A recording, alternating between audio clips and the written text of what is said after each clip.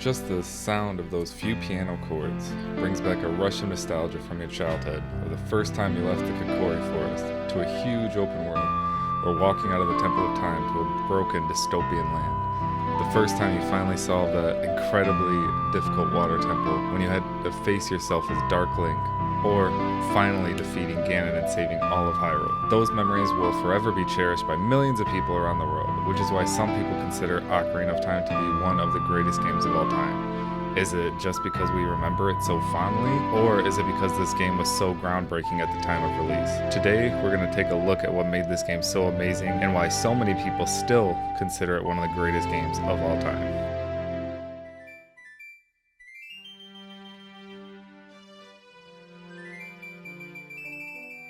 Let's take it back to the very beginning. When the N64 first released back in 1996 and 3D graphics were first introduced as the new standard, it started a whole new style of game creating and puzzle design that hadn't been previously explored.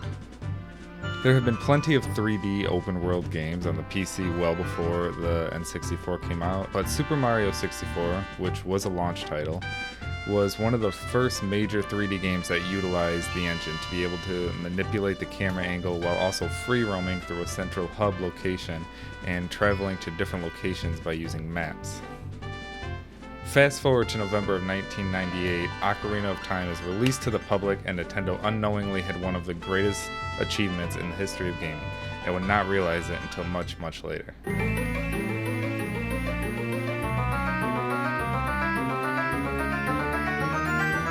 It is a perfect game.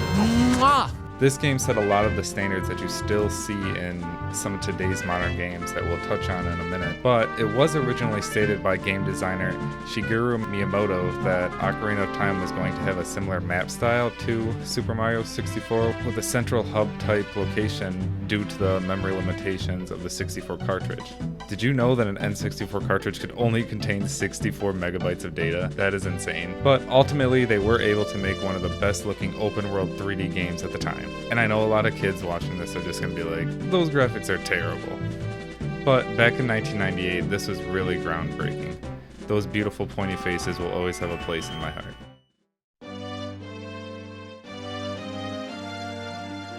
Our hero starts in the peaceful land of Hyrule, where Link lives in the forest with the Kokori. After the great Dooku tree, the guardian of the Kokori forest, becomes cursed and is dying, he summons Link and informs him of a terrible evil that is threatening Hyrule. Before passing on, he sends Link to retrieve the 3 spiritual stones that will allow him to enter the sacred realm and retrieve the Triforce. Link sets out on a quest and travels across Hyrule, meeting various races and characters who help him out. Along the way, he learns of his destiny as a hero of time and the role he must play in saving the land of Hyrule.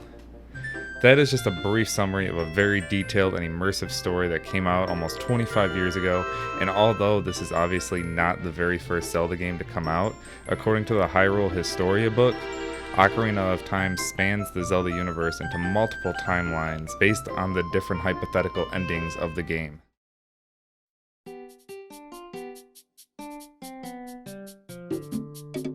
Zelda games have always had puzzles or riddles that require the player to use their head and think creatively instead of just powering through enemies the entire game. So it's not necessarily groundbreaking for Ocarina of Time to have puzzles, but the transition from a top-down perspective in previous Zelda games to a fully 3D world allowed for a whole new level of puzzle design. This added a new layer of complexity and more immersion to the game. The puzzles in Ocarina of Time were also incredibly diverse, ranging from simple block pushing to complex dungeon-wide challenges. This introduced a wide variety of puzzle mechanics such as switches, time manipulation, hidden passages, and intricate mazes.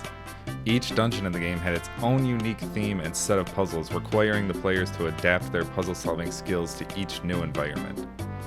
The game gradually introduced new puzzle mechanics and increased the complexity as players progressed, ensuring a steady learning curve and keeping players engaged throughout the adventure. The game also encouraged exploration and rewarded players for their curiosity.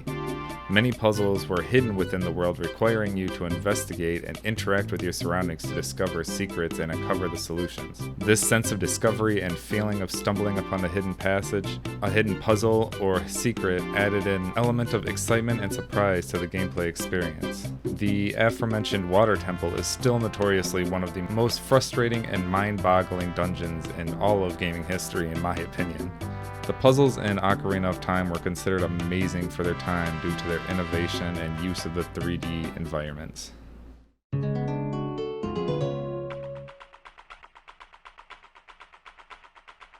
Back in 1998, games were not as fleshed out with all the controls and features we're accustomed to seeing in today's modern-day titles. Ocarina of Time broke new ground by introducing a dynamic day and night cycle where the game would transition between the sun and the moon in real time. This meant that the in-game time would continue moving as players progressed, causing different events, characters, and interactions that would only occur depending on the time of day. NPCs would have different schedules and activities, and some shops and locations would only be available during certain hours. Again, this is a very common thing in today's games, but back in 1998, most games had a static scene or lighting that would remain the same until you reached another level or area. Another long-standing mechanic that Ocarina of Time introduced was the revolutionary targeting system that allowed players to lock onto enemies and objects. This targeting system made combat more intuitive and engaging as players could focus their attacks and interact with the environment more effectively. This mechanic has since become a standard feature in many action and adventure games, demonstrating the lasting impact that Ocarina of Time has had on gameplay design. Hidetaka Miyazaki, the creative director behind the Dark Souls series, has talked about his love for the games, but has never admitted to taking inspiration directly from the series. And although he denies it, you can see a lot of striking resemblance between the two series, especially with the latest releases from both companies, with Breath of the Wild, respectively, and Elden Ring from Software. Another very striking resemblance between the two games is the ginormous boss battles in both the two series. One of the standout aspects of the boss battles in Ocarina of Time was just their grand scale, from facing off against Queen Goma, the giant spider-like creature early on in the Dooku tree, to the iconic showdown with Ganon in his monstrous form. The bosses were visually impressive and made a lasting impact on players. The boss battles were often also intertwined with puzzle-solving elements, making them more than just straightforward combat encounters. Players had to figure out the boss's weaknesses, find ways to expose vulnerable spots, or interact with the environment to gain an advantage. The giant boss battles were significant due to their scale, challenge, and immersive atmosphere. They provided thrilling and memorable encounters that remain iconic in gaming history and have set a high standard for future games in terms of confrontations and memorable encounters.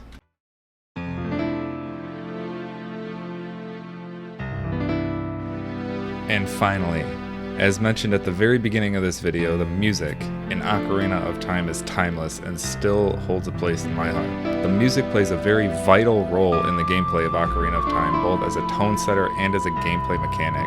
The use of music in the game not only adds depth and emotion to the narrative, but also serves as a key tool for progressing through the game. Link wields the Ocarina of Time, given by Princess Zelda, a musical instrument with magical properties. Throughout the game, Link learns various melodies that he can play in the ocarina. These songs have different effects, such as opening doors, teleporting to different locations, and even altering the flow of time. The importance of music in Ocarina of Time is also evident in its overall iconic soundtrack, composed by Koji Kondo. And again, referencing back to the limitations of the N64 cartridge, Kondo has stated in interviews before how difficult it was to arrange so many different songs and emotions using only a few notes. But all of the memorable melodies that he made, ranging from Zelda's Lullaby to the adventurous Gerudo Valley, not only complement the gameplay, but also raise strong emotions to create that lasting connection with the players.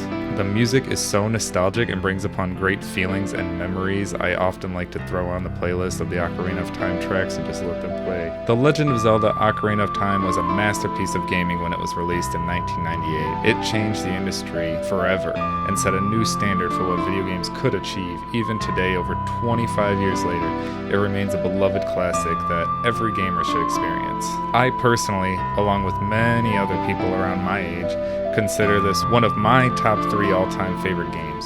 So much so I usually play it back through about once a year or so. If you are interested in playing it through for the first time or replaying it again to relive the magic, obviously you could play it on the original 64, but Those are a little difficult to get a hold of if you don't already have one, but a little easier. It is available on the Nintendo Switch Online Membership Plus, or whatever it's called.